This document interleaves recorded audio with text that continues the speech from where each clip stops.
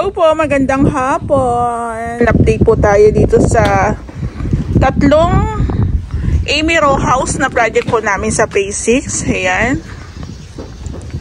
So halos kompleto na po to. Halos patapos na po ito. Bali, meron na lang po kaming tiling works na tinatapos po dito sa pangatlong unit. So ito yung una, pangalawa, pangatlong unit. Bali po ang tinatapos na lang po dito is yung ating tiling work sa ating bathroom. Yan. Hello. Yan. So malapit na po palang matapos yung ating bathroom mo. So bali nag-add po kami kahapon ng adhesive tsaka semento. Ayan. Ulitin ko lang po sa pinakagawa po kasi talaga namin dito sa Ray House Makeover. Kay Ray po talaga, mas prepared ni Ray ang halong semento tsaka adhesive. Kung may ibang explanation po, si Ray na lang po nakakaalam doon. According sa kanya, mas makapit po daw yan. Lalo na pag may halong semento. So, bali, in-stop po muna namin yung pagbamasilya. Sabi ni Ray, patapos na lang po gawin yung tiling works bago pasukan po ng pintor kasi maalikabok po talaga. Kinakapitan lang po kasi siya ng alikabok. Hindi rin po kasi maganda na kapitan yung alikabok yung masilya. Lalo na kung nalihan na tapos nakapitan ng alikabok. Medyo magkakaroon po kasi ng kontra pagdating na nagpahida tayo ng flat saka ng final paint. So, sabi ni Ray, ipatapos na lang po daw yung ating tiling works. So, bali yung ating bathroom dito sa pangatlong unit is halos patapos na, halos buo na. Ito na lang po ang wala. Yung sa flooring, kulang tayo ng tiles, di ba? At saka hindi itong kabilang side, wala pa, no? Ayun. So, bali ba ang kulang natin yung doon, tsaka dito daw sa part na to, sa may laboratory. Puti na lang, ang kulang, hide. Naka-hide yung kulang. Diba? Ang sagwa kung dito yung kulang, pero dito kompleto na po dito. Dito kompleto na, no? Dito kompleto na. Ayan. So, dito na lang din po sa may kwarto. Ito, yung hindi pa namin na ituloy. Pinapauna na lang muna ni Ray yung ating bathroom. So, bali, ito pa, wala pa to. Lalagyan pa natin to ng tiles. So, bali, yung ating grills po dito sa pangatlong unit is na natapos na rin po ito.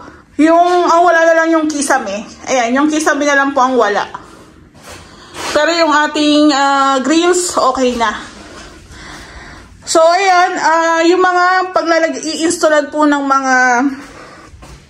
mga sliding door, ng mga door, glass door, ayan, mga sliding window, is ipipinish na rin po natin yan.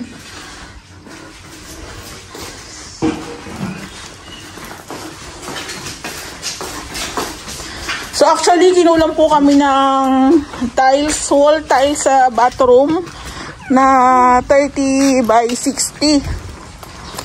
So ito po yung apat na square bar. Nagagamitin po namin yan dito. Dito po, gagamitin namin yan dito. So halos kompleto na. Ito po yung nakaraan na kinulang kami ng 40 by 40. Ito, nakumpleto na rin po yung pag-i-install. Tapos dito nga po yun, no, nung isang araw, sobrang alikabok. Meron na kaming first coating ng pintura. Since madali lang naman yung pagpipintura, na masilyahan naman na, nag-decide si Ray, i-stop muna. Ma'am, pasensya na, i-stop daw muna. Tapos according kay Ray, according kay Ma'am, meron din po itong baseboard. Ayan, mas maganda may baseboard. So according kay Ma'am, brown daw po yung baseboard. Not sure lang kung anong klaseng pagka-brown. Ayan. So, yung ating bathroom, second bathroom, okay na rin po ito. Ayan o. Tabi po. I-install na lang natin yung ating toilet bowl. Ay, ang galing ha. Ito na pala oh. Ito po, while waiting sa tawag dito, sa adhesive, ayan, kinat na lang po muna yung mga sidings para dito sa lavatory. Ngayon, meron na rin po pala siya, hindi ko lang napansin. Ayan, ma'am, kompleta na. Bubutasan na lang to. Sa pangatlong CR, dito po daw ang wala pa, ma'am. Ayan, kinulang.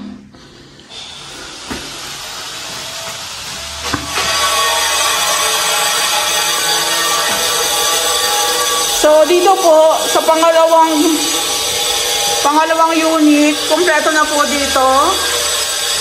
Meron na tayong kisame, meron na rin po tayong grills dito. Then, may napansin ako, yun na lang siguro yung sasarahan. Ayan po. Tapos maglalagay pa kami ng overlap na roofing para po yung baba ng ulan dito na lang po siya sa may side. So, bali po, itong natitira na metal spandrel, doon po sa kabilang unit gagamitin. Ayan po. So, konting linis na lang, install na lang ng mga bowl, luluwag na. Kasi naipupwesto na po natin paunti-unti. Ma'am, tawag dito, pahintay lang po yung ating... Tapos ma'am, nga po pala, pahintay lang po nung ating table saw. After po namin sa phase 3, gagamitin po muna namin sa phase 5. Malit lang naman po yung kitchen nila. Tapos ito transfer na po namin dito. Then, ano na po yun? Tawag ito. Tuloy-tuloy na yung gawa sa tatlong kitchen cabinets. Ayan po. So, madali lang naman yan kasi baba-taas lang. Doon lang talaga kami medyo napalabad ang gusto sa phase 3 kasi madami po silang pinagawa. Ayan. Ay, mami, di ko po pala napansin yung ito, yung ating drainage, ating floor drain, meron na po siyang tiles. Ayan po, ang ganda. So, pag ganito po may napapansin kayo sa gawa namin na hindi pa namin nagawa, pwede naman po nyong ipahabol sa amin. Kasi minsan, may mga kliyente po na hindi naman nagpapalagay, minsan nagpapalagay. So, iba-iba. Iba-iba po. So, ayan. I-stop po muna natin yung pintura. Actually, meron naman na siyang pintura kasi pina-stop muna ni Ray kasi nga, yung tiling works ang nakaka-apekto. Yung alikabok niya. Dito naman hindi naman tayo magpipintura dito. Ano na po tayo dito? Fluted panels. So, no need nga po pala natin itong pinturahan. Okay na po siya medyo wrap para makakapit po yung ating fluted panels dyan. Ayan. Siyempre, sayang naman kung nalagyan pa ng pintura, tatakpan mo naman ng fluted panel siya. Ang gagawin na lang po namin dito is lilinisan. Kakaskasin po yung mga, mga hindi pantay-pantay. Kakaskasin na lang po namin yan. Tapos nagalagay pa po kami dito ng outlet. Ayan pala. Outlet, matutumihan na naman. So, wag mo na. Mabilis na lang yan. So, bali sa pinakabintana pala ni ma'am. Maglalagay pala kami ng grills. Videoan ko nga. Ayan. So, ma'am, si bintana mo is meron yatang at least 2 inches yata. Ayan, no? 2 inches. Ayan. So, picturean ko po. Para sila mismo mag-instruct sa amin kung paano po namin ilalagay yung pinaka-grills. Kasi may pinapahabol si ma'am na ilagay na grills. Ayan po. Tingnan niyo po to. Nakamasilya na siya, oh. Dumihan. So, stop muna kasi dudumihan lang, sayang.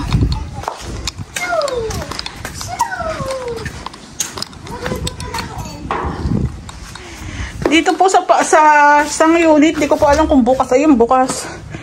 Ito po, nandito po nakatambak yung the rest ng materyales. Ito po yung sa pinto.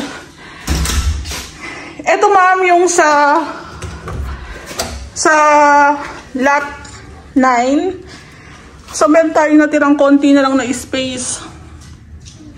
Paano po kaya yung ilalagay natin na grills na bakal? Dito na lang po no, naka-flush dito. Naka-flush dito ma'am. Ayan. Buti may natira pang konti.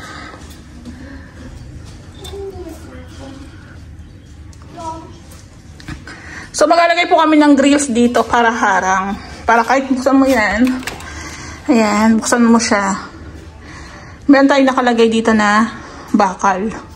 Na square bar na 12mm. Ayan. Ganun po yung gusto mangyari ni ma'am.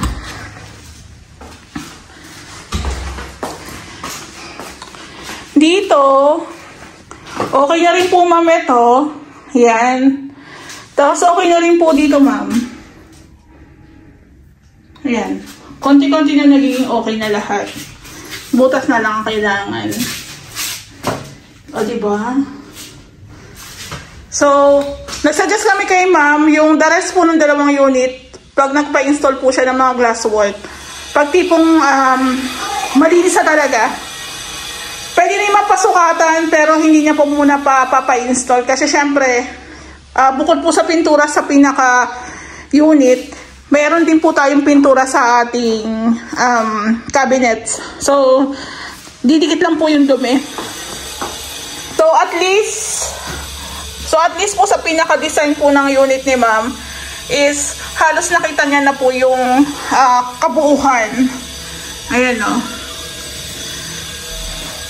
So, palipat-lipat lang kami ng mga materyales ang mangyayari. Gawa ng, yun nga, meron pa kaming mga pang-cabinets, meron pa kaming pang-fluted panels dito. So, lipat-lipat lang. Ito po yung tiles na i-install natin sa pangatlong unit. Ayan, no. Sana lang talaga makahanap pa si ma'am dun sa CR. 2 box pa po kasi ang kulang doon. Ayan. So, ito nga po pala yung sinabi ko, ma'am, na may mga bako-bako nung nakaraan. So, hinabol ni Kuya Joseph ng masilya. Ayan. Madali lang kasi makita yung mga yan, no? Ito. Papahabol natin yan.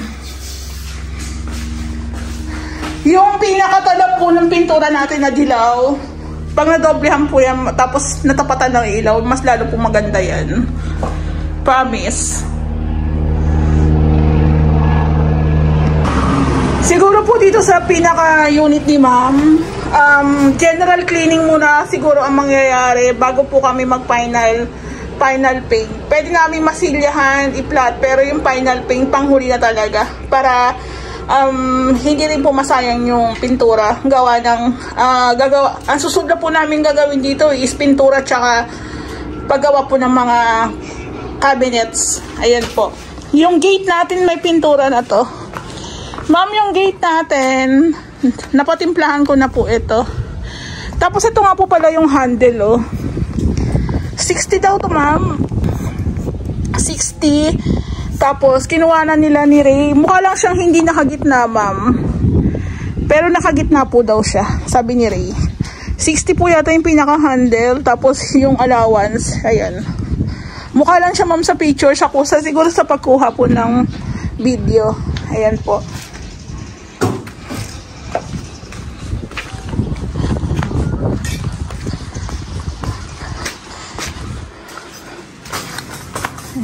Lalagyan na lang natin to ng lock. Lock po dito. Tsaka yung pinaka-lock niya dito. Meron tayong nalagay na lock dito. So, halos kompleto na.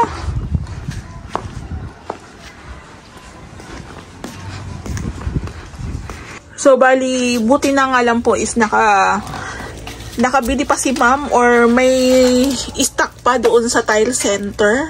Ayan. So, bali, ito po yung sa flooring. Ayan. Tsaka ito po yung sa wall. Ito po. So, ito po is pinalalabog na lang ni ma'am.